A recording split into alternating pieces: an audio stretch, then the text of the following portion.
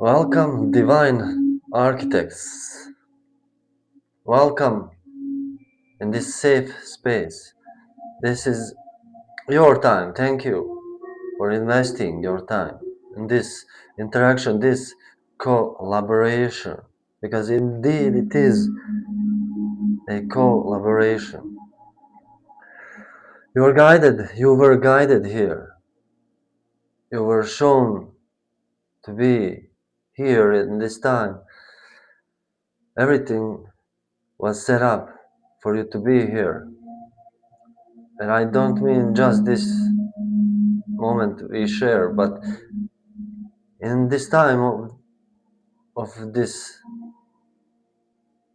shift of awakening that's happening in the planet. The whole planet is shaking. We are due for geomagnetic shifts, and all kind of stuff will start to happen, and you are here to help those who struggle with this, because the consciousness will expand. People will be awakening fast, and you are the ones who will help those in need. Just with your presence, with your groundedness, you will be able to ground them too. Invite them. When you see people struggling, they will come to you. They will seek you and instruct them to be,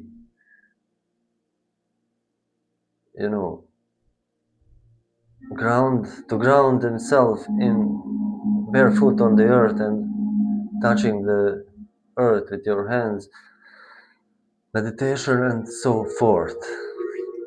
So you are needed, and I'm here to assist with few messages that will enliven you, that will inspire you, that will perhaps awaken you to the truth of who you are, that maybe will shine upon the dark spaces of yourself that you are refusing to look at, that you are maybe brushing off as irrelevant, as because it's there all the time, and you cannot distinguish between what's dark, what's truth, what's not. So let's begin with the question: for whom, please, Spirit? For whom do I read at the moment in this collective whom? What is the challenge they're experiencing? What is the challenge? And give us, please, thank you, give us an advice to overcome this challenge. Okay, wow, we have Hierophant in the bottom of the deck, which is, the teacher healer archetype. So we are embodying this energy of helping others, which I just talked about. I will pull one runestone also. Traditionally, for those who are new guys, I've got my own, created my own runestones. As you can see, are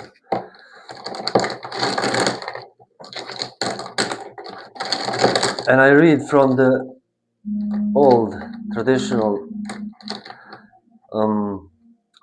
Elder Futharks, which is the first known alphabet derived from ancient old poems. So let's pull one. Please, Odin, guide my hand. for today's message. Whoopsie whoopsie you. Can you see the, is it like this or like that? Yeah, it's the same. It looks like power symbol, the electricity. It is Ewa's rune, like E and I, which signifies Tisa tree. You know, the I think it's acacia. I'm not sure, or maybe not. Which is the navel of the world, Omphalos, and it represents good luck, wishing, good, wishful wish coming up, coming true, and so on. So this is related, and we will find how. So let's see your cards. Queen of Cups. We have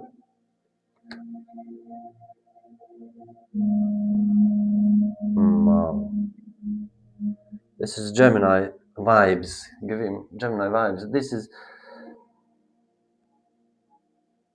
Queen of Cups, representing, the emotional side, representing some female or divine feminine archetype, which can represent, if you're a male, this can represent your energy, which is a loving and caring energy. If you're a female, this can signify you as a caring person, as a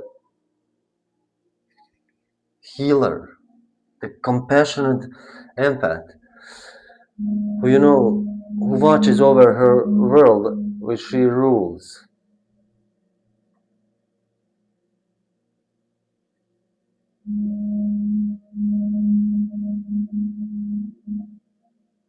And Queen of Cups, just as King of Cups, she is surrounded by water, surrounded by this emotional emotional energy, which is, and her throne is stone. I want you to acknowledge, to notice this. It is a stone throne, which means her authority and her, the foundation is really strong, really rooted in this emotional field. She rules her emotions. You are now in this, coping, this not coping, but this taking into grip of your emotions. You're ruling your own emotional state, which is wonderful, which is beautiful. After this, the challenge you're facing here looks as abandonment, as a disappointment, abandonment, and the cups are spilled. Notice the blood, or the red, or the wine, the red. I wanted to say the red liquid, but I guess it's significant. The spilled cups, 2 are left, 3 are spilled. The gloomy nature of this card and the night in the background speaks of sadness, some sort of grieving process that's taking place. The spirit wants you to acknowledge, to see these 2 cups that are still, upright, and that are still full, or even better, if they are empty,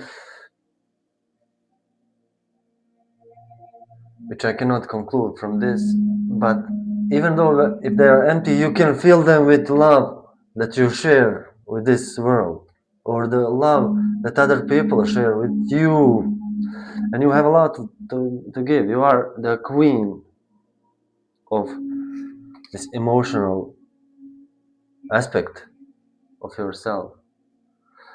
This gloomy person here is grieving about spilled milk, or the cups being, you're being disappointed in this leaving behind. Yeah. The Three of Swords. The swords represents the actions, the intellect, the things, not things, the action, the mental state, the processes that we go through when we manifesting, or existing in world. The Three of Cups, it's obvious, it's heartbreak, but we had the question of how of advice to overcome this challenge of Three of Cups. The question was the advice to overcome the challenges of these disappointments of leaving behind is to grieve over the spilled. Yes, you see, 3 swords over 3 cups, so this is clear sign symbolically to this can represent 3 heartbreaks in your life, 3 disappointments of some sort, or it can represent major part of your emotional hurt was disappointed, and other 2 cups are still remaining. The spirit is saying here, please grieve, please allow yourself to feel this grief, this pain, this hurt, this trauma, this suffering. There is significant difference between living the trauma, the pain, the suffering, the emotional hurt, and experiencing the pain, acknowledging the pain, and allowing to pass through you. There is a big difference there. Living in pain is feeling this pain, but not allowing it to go, keeping it inside you and accepting it as it is wrong, but feeling the pain as it was, acknowledging for it was, praying it to be absorbed through you to Mother Earth, is how you overcome this disappointment, this heartbreak. The grieving process must be allowed to take place. And you are surrounded by this loving, watery, gentle energy. This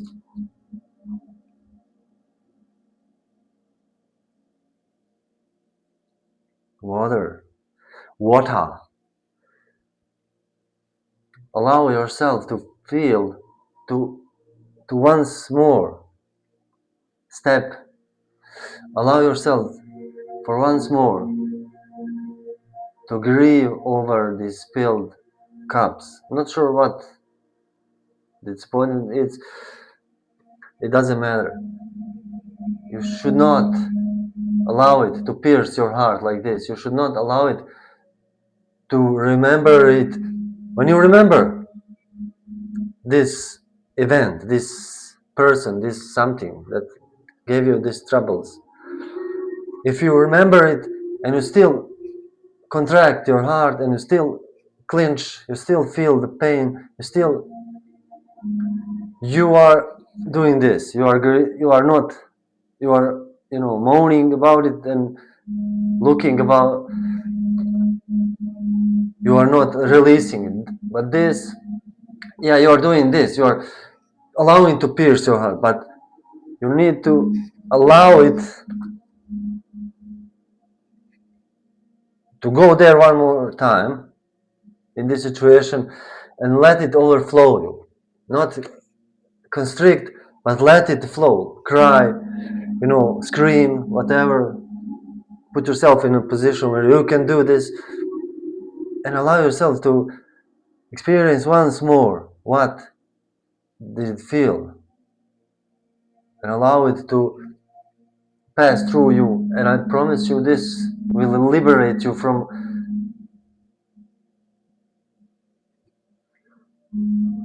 ever having to experience and hold this traumatic experience inside you. Also, physical movements can help if it's deep trauma, but the important part is to distinguish here between living in pain and feeling the pain one more time and allowing it to go. I hope I made this clear. If someone needs help with this, we can contact me via my email. We can set up a session.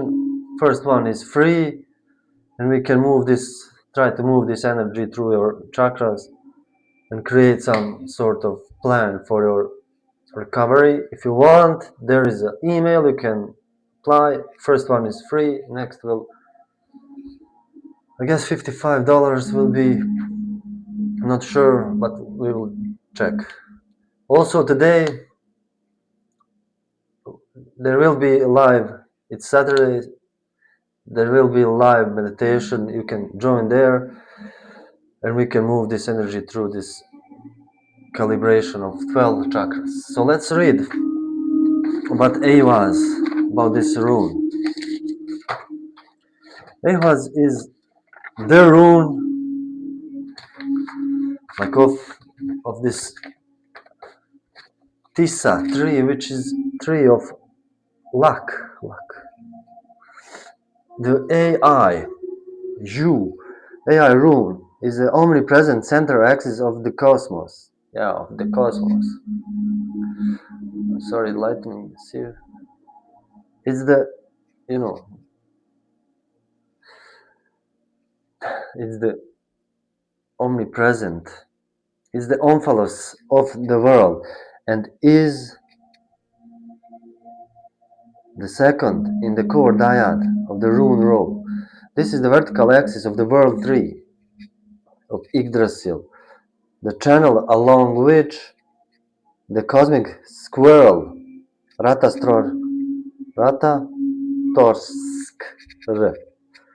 like an electric arc, spreads discord between the eagle at the summit of the tree and the grey serpent Nidhogg at its roots. So, do you know this? Ida and Pingala.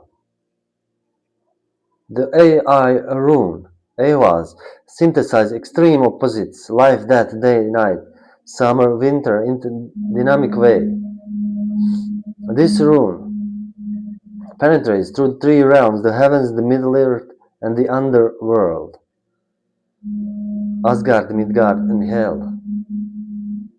And this is not, I guess this is from where the word hell in English is come from. It's in Nordic it's spelled H-E-L. So it will be read like hail or hell or something like that. And probably there is correlation between those two words. But it is not like hell. I guess it is like it's underworld. It's more of idea of the like Greek underworld or Egyptian underworld, like in the Egyptian mythology, rather than the hell. Like there's down there is the devil and he burns us in the eternal fire. It's not that. It's look, there's my cat joined. Can you see him? Joined the reading. She's looking at me curiously. Just as I said Egyptian, she came. Beautiful. So this rune penetrates, It is the path of transformations of essences in any of those realms into essences of any others. Material objects can be spiritual by this mystery. The air rune is latent, self-contained, transformational fire from within, activated by N rune, manifest in K rune. This is the hidden and immortal fire of the will that can remain vital in death or the winter. The hard spirit. It's the hard spirit of preservance.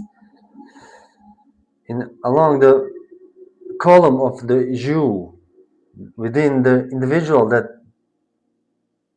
the transformative magical fire is to be generated, rising and descending through the wheels of the body. To this great mystery, the rune poems refer. Yeah, so this is like the two serpent coiling up the spine, which is representative of Kundalini energy, of yin yang climbing up your body, which this energy that transmutes, transforms this pain, this hurt and suffering. Not suffering as much as pain, hurt, and for which I have a huge amount of compassion, and I pray for you guys, whoever is going through. I've been through stuff like this, so it's not always this simple. But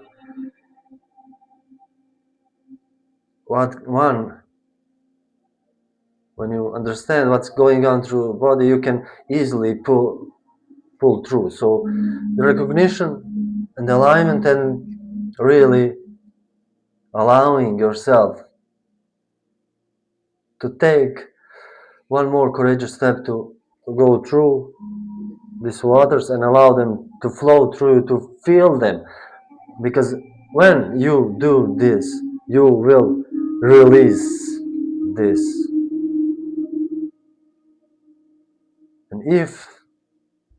And this pain and hurt has its place, has its meaning, it is a karmic decomposer. It is the way to digest your past life, your previous karma, which you agreed to come to bring here to digest. And this was inevitable. You had to go through these pains. But the most important part is to understand, is to allow them to flow through you, through Mother Earth, because you came here on the earth to do this. It's only possible in this material plane where you forget for everything. The incarnation without memory is the only possible on earth, and it's only way possible to digest karma. And if you do not digest it in a way like we discussed, if you just experience the pain and do not release it, like do not acknowledge it, you will, when you pass over, you will carry both the pain, the experience of pain, and both again the same karma, because you didn't digest it. So there needs to be a conscious acknowledgement of the pain, of the suffering, as a way of, atoning for your past deeds, past karma. So this is the way. I hope I make this clear. We'll see you in 6 p.m. today. I love you, and I feel for you, and I adore your work for this world.